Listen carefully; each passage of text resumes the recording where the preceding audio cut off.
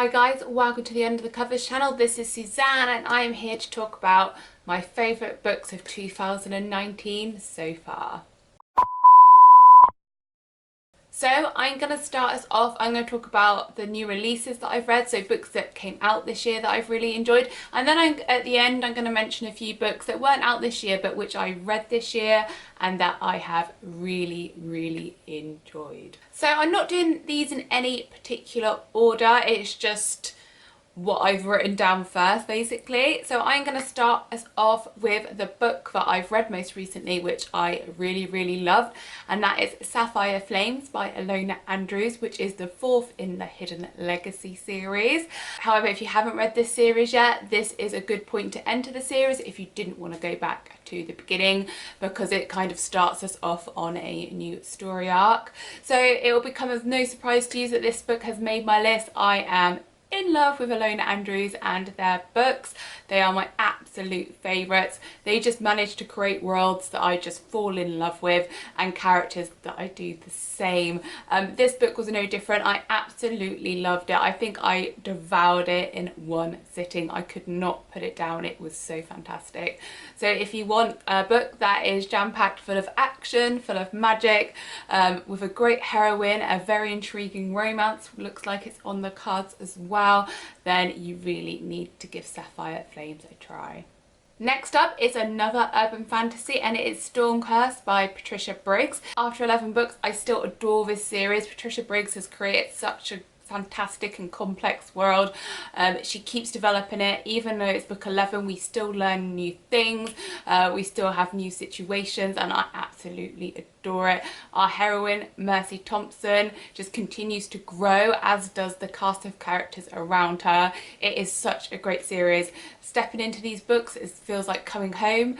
If you haven't started this series, honestly, it's one that you really need to get into. The first book is Moonlight, and it is well worth giving a try. A book that I haven't been able to get off my mind this year is Forever Wolf by Maria Vale. It's the last book in the Legend of All Wolves series, and it touched me, guys. It was just so good. It's a paranormal romance, but it's kind of gritty. If you like Anne Bishop and her other series, then you will love this book. It's kind of like that, but it has a bigger element of romance in it. It was really touching, really beautiful.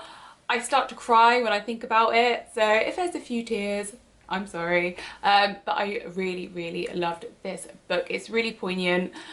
It's really different from a lot of paranormal romances that you'll find out. So if you want something maybe a bit heavier, something that will really go for your throat, really go for your heart, then this is the book that you need to try. Next up we have Watcher in the Woods by Kelly Armstrong, which is the fourth in the Rockton series. This is a thriller series and I absolutely love it. It is one of the most atmospheric books that I have ever read. So our heroine is in the town of Rockton, which is a very remote town where people go to disappear. She was a detective, and in this town her skills has translated over, and now she is part of the very small group of law enforcement in that town. But the town is insane. You don't know who anyone is. They all go, they all have pasts that you don't know about, which can crop up its head, so you never quite know who to trust. It's a really tense series. It has the psychological elements of not knowing who to trust, as well as the harsh environment that they have to contend with to survive. It is a really good series. It has the thriller aspects, but there's also a really good romance plotline in there as well. So if you want something a little bit different, you want a bit of a chiller, then this is the series to start. Another paranormal romance that I've loved is Wolf Rain by Nalini Singh. It's book number 3 in the Side Changeling Trinity and book number 18 in the Side Changeling series. So there are quite a lot of books to get to before you get to this one, but if you love your romance, sensuous and emotional, this is the series for you. I love a Nalini Singh book. Her Side Changeling series is one of my favourites. It has a little bit of sci-fi because it's set slightly in the future, but it is mainly just a good old-fashioned paranormal romance. No one quite does romance like Nalini Singh, and I couldn't put this book down. It was fantastic.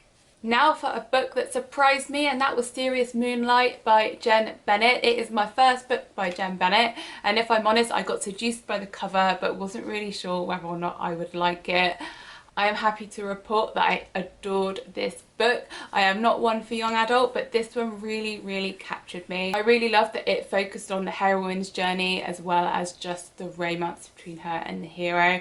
I liked that it had an element of exploring mental illness in there as well. I liked that it showed a more complex family with our heroine rather than just a nuclear family, and it was just an all-round fantastic book. I also really loved that it had kind of like this mystery element in it. It was just a really great book, and I really loved how much it surprised how much I liked it. I've read a few other Jen Bennett books now because I was utterly seduced by this one, and I have loved all of them so far. So I am so pleased that I found a new author to follow this year. And finally, from the new releases, Sarah MacLean's Brazen and the Beast, the second in the Bare Knuckle Bastard series. Sarah MacLean is one of my favourite historical romance authors, so it comes as no surprise that I absolutely loved this book. I really love her heroines. Her heroines is where she shines. Hetty was absolutely fantastic. She is grabbing life by the horns and trying to do something for herself. I love seeing such a strong heroine in a historical romance novel. Not that the hero was a slouch, he was great as well. His name was Beast, but he had the face of an angel, and I really loved that contrast. He was very protective, almost to the point of losing the heroine, and I just loved the way that he respected her and could see her value in a time where that wasn't always the case for women. So it was just a really great book. If you haven't read Sarah MacLean, you really need to get on it. Although her heroes are always good, it's her heroines where she really shines. So those were the new releases that I have read and really loved in 2019. Now I want to talk about books that were released before 2019, which I only read this year, which I have absolutely loved. The first one is Transcendence by Shay Savage.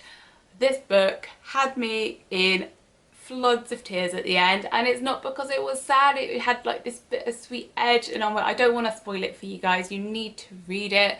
So it is all told through our hero's point of view. We never see the heroine's point of view, and our hero happens to be a caveman.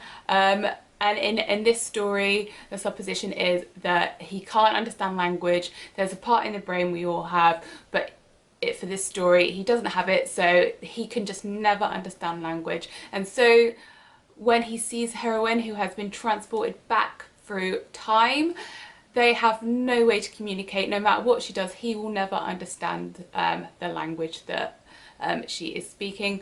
So they have to communicate through gestures, through actions, and just seeing them fall in love was absolutely, oh, it was so heartwarming. I'm going to begin to well up just thinking about it.